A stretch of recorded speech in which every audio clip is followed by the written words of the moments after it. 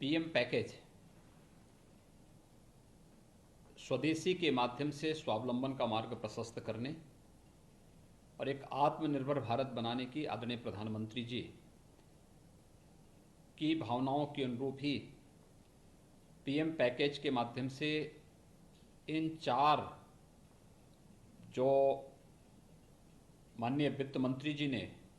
4 अलग अलग दिन पैकेज घोषित किए हैं, ये सचमुच उन संकल्पों को पूरा करता है जो इस देश के गांव के लिए, गरीब के लिए, किसान के लिए, नागरिक के लिए और प्रत्येक नागरिक तक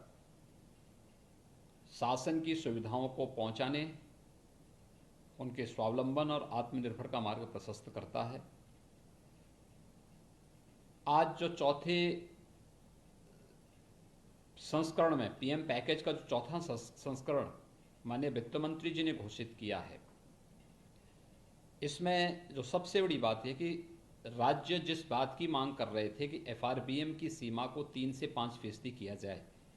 आज इस मांग को भारत सरकार ने 1 वर्ष के लिए अपनी सहमति दी है। इससे राज्यों को अपने आवश्यकताओं की पूर्ति के लिए लोन लेने की एक सुविधा मिल जाएगी और 3 से 5% की सीमा बहुत अच्छी सीमा है।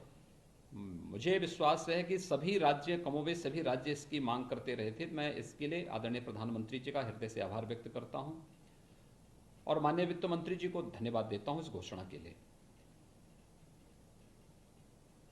आज के उसमें कुछ सेक्टर पर विशेष फोकस किया है माननीय वित्त मंत्री जी ने, खासतौर पर रोजगार को लेकर के, इसमें गरीब कल्याण को लेकर के, स्वास्थ्य को लेकर के और शिक्षा को लेकर के। अगर हम रोजगार की बात देखेंगे तो बहुत बड़ा कार्य इस पर पहले ही पैकेज के हर एक चरण में देखने को मिला है। एमएसएमई सेक्टर के लिए जो घोषणा पहले दिन हुई थी और जिस प्रकार से पूरे देश के अंदर उसका स्वागत हुआ, ये हमारा बैकबोन है। जैसे लोकल को ग्लोबल बनाने की आदरणीय प्रधानमंत्री जी ने बात कही है, तो ये उसका आधार है। और एमएसएमई सेक्टर को अगर आप देखेंगे तो इसमें जो सबसे बड़ी बात है, इंसॉल्वेंसी के नियमों में ढील दी गई है 1 लाख से 1 करोड़ तक। मेरा अनुमान है कि देश का जो सबसे बड़ा एमएसएमई सेक्टर है वह उत्तर प्रदेश में है, तमिलनाडु में है और देश के अन्य जो राज्यों में है। ये देश की अर्थव्यवस्था की बैकबोन है और इससे बहुत मजबूती मिलेगी और रोजगार सृजन के भी ढेर सारे अवसर इससे प्राप्त होंगे। दूसरा, प्रवासी श्रमिकों की सकुशल और सुरक्षित वापसी के लिए भारत सरकार ने श्रमिक एक्सप्रेस लगाए हैं। 85% रेल मंत्रालय और भारत सरकार इसमें योगदान दे रहा है। सभी राज्य अगर अपने हिस्से का राशि सहयोग में दे देंगे तो निःशुल्क सभी श्रमिकों को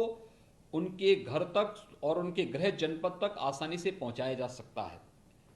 उत्तर प्रदेश में अब तक 475 से अधिक श्रमिक एक्सप्रेस गाड़ियां यहां आई हैं उत्तर प्रदेश में, जिसमें 6 लाख से अधिक प्रवासी श्रमिकों को अकेले हम उत्तर प्रदेश में इन जो श्रमिक एक्सप्रेस लगी हैं इनके माध्यम से सुरक्षित उनके गृह जनपद तक क्वारंटाइन सेंटर में पहुंचाने की व्यवस्था इसके माध्यम से किए हैं। लेकिन इन प्रवासी श्रमिकों के बारे में भी जो व्यापक कार्य योजना घोषित हुई है, एक पहले पैकेज में प्रधानमंत्री गरीब कल्याण पैकेज में प्रधानमंत्री जी ने 1,70,000 करोड़ रुपए की जो घोषणा की थी, इसमें हर एक यानी देश के 80 करोड़ लोगों को फ्री में राशन देने की व्यवस्था। और मुझे प्रसन्नता है कि उत्तर प्रदेश में हम लोगों ने अब तक 18 करोड़ लोगों को हर बार यानी तीसरी बार हम फ्री में राशन उपलब्ध करवा चुके हैं। और ये फ्री में राशन प्रदेश के अंदर हर एक व्यक्ति को उपलब्ध हो चुका है। कोई व्यक्ति ये नहीं कह सकता कि हमें राशन नहीं मिल रहा है। इसके अलावा प्रदेश के अंदर रोजगार सृजन की दृष्टि से भी जो कार्य प्रारंभ हुए हैं, इसमें एमएसएमई सेक्टर में बहुत बड़ा कार्य हुआ है। यहाँ पे जो उद्योग बंद थे उनको प्रारंभ करके उसमें कार्य प्रारंभ हुआ है, उसके माध्यम से बहुत सारे लोगों को रोजगार यहाँ उपलब्ध हुआ है। मनरेगा में आज के दिन पर उत्तर प्रदेश में प्रतिदिन 30 लाख लोगों को रोजगार प्राप्त हो रहा है और मनरेगा के माध्यम से ही 300 करोड़ रोजगार सृजित करने का जो लक्ष्य रखा गया है, 40,000 करोड़ रुपए की व्यवस्था केवल इसी के लिए की गई है और इसके माध्यम से मानसून के दौरान भी सभी लोगों को काम मिल सके इसका भी प्रावधान किया गया है। प्रवासी श्रमिकों के लिए भी कुछ सहयोग देने के लिए भी इसमें व्यवस्था की गई है। ये रोजगार सृजन के जो पैकेज घोषित हो रहे हैं, ये निश्चित ही हर एक हाथ को काम देने की सामर्थ्य रखते हैं और इस पर ये बहुत स्वागत योग्य है। मैं इसके लिए आदरणीय प्रधानमंत्री जी का हृदय से आभार व्यक्त करता हूं। स्वास्थ्य के सेक्टर में भी आज आप देखेंगे, उत्तर प्रदेश को ही अगर हम लोग लें तो जब कोरोना का पहला पॉजिटिव केस आया था तब उत्तर प्रदेश में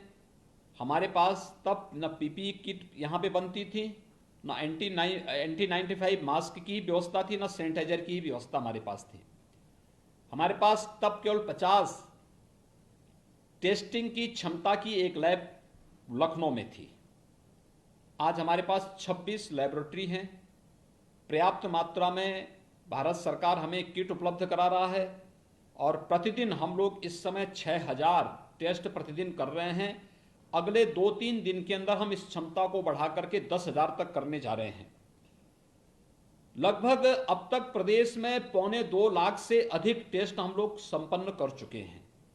और कुशलतापूर्वक न केवल इस क्षमता का विस्तार हम लोगों ने भारत सरकार के सहयोग से किया है, अपितु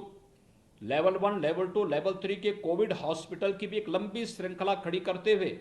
हम लोग अब तक 55,000 से अधिक केवल कोरोना पॉजिटिव के केसेज के उपचार के लिए 55,000 से अधिक बेड स्थापित कर चुके हैं और प्रदेश के सभी 75 जनपदों में आज वेंटिलेटर की सुविधा हमारे पास मौजूद है। ये व्यवस्था हम लोगों ने आज के दिन पर प्रदेश के अंदर अपनी व्यवस्थाएं प्रारंभ कर दी हैं। इन कार्यक्रमों को हम बहुत अच्छे ढंग से आगे बढ़ा रहे हैं। आज पीपीई किट उत्पादन की 26 यूनिट अकेले यूपी में स्थापित हो चुकी हैं। ये एमएसएमई सेक्टर को जो योगदान भारत सरकार ने दिए उसका परिणाम है। सैनिटाइजर न केवल उत्तर प्रदेश आज इस मामले में हमारी फैक्ट्रियां, डिस्टिलरीज इसमें पर्याप्त मात्रा में सैनिटाइजर उपलब्ध करा रही हैं, बल्कि हमने 28 राज्यों को भी सैनिटाइजर यहां से भेजा है और उन 28 राज्यों में पर्याप्त मात्रा में सैनिटाइजर आज के दिन पे उपलब्ध हुआ है। तो स्वाभाविक रूप से यह स्वास्थ्य सेक्टर में भी जो बहुत बड़ा काम हुआ है, ये पहले से भी आदरणीय प्रधानमंत्री जी का एक फोकस सेक्टर रहा है और उसमें उत्तर प्रदेश के अंदर विगत 3 वर्ष के अंदर 29 नए मेडिकल कॉलेजेस बनने प्रारंभ हुए हैं, जिनमें पिछले साल हमने 7 में प्रवेश भी प्रारंभ कर दिया। 2 नए एम्स प्रारंभ हुए हैं, एक गोरखपुर और रायबरेली, दोनों में हम लोगों ने ओपीडी के साथ साथ वहां पर हम लोगों ने पाठ्यक्रम भी पिछले वर्ष से प्रारंभ कर लिया है। शेष अन्य स्थानों पर भी तेजी के साथ मेडिकल कॉलेजेस बन रहे हैं और इस कोरोना संकट के समय इन मेडिकल कॉलेजेस को के द्वारा स्वास्थ्य सेवाओं की बेहतरी में बहुत बड़ा योगदान दिया गया। इन्हीं के माध्यम से हम लोगों ने सरकारी और प्राइवेट दोनों क्षेत्र की मेडिकल कॉलेजेस और पहले से हमारे पास जो स्वास्थ्य के केंद्र थे, इनकी मदद से हम लोगों ने कोरोना संकट के दौरान हम बेहतर उपचार प्रदेश की जनता को उपलब्ध कराने में मदद कर पा रहे हैं। प्रदेश के अंदर इसके साथ साथ शिक्षा के बारे में जो फोकस किया गया है कि ऑनलाइन शिक्षा के बारे में 12 प्रकार के शिक्षा से जुड़े हुए चैनल को प्रारंभ करने, देश के 100 विश्वविद्यालयों को केंद्र में रख करके इस पाठ्यक्रम को आगे बढ़ाने की कार्रवाई को मैं आभारी हूं कि जब लॉकडाउन चल रहा है, लॉकडाउन के दौरान स्कूल कॉलेजेस बंद चल रहे हैं, उस दौरान उन बच्चों के लिए भी बेहतर शिक्षा के लिए ऑनलाइन शिक्षा का एक नया प्लेटफॉर्म भारत सरकार ने उपलब्ध कराया है। उत्तर प्रदेश ने उसका अनुसरण किया है। तेजी के साथ हमारे यहाँ पे उच्च शिक्षा में, प्राविधिक शिक्षा में, व्यावसायिक शिक्षा में, माध्यमिक और बेसिक शिक्षा में भी हमने इस कार्यक्रम को अपनाया है और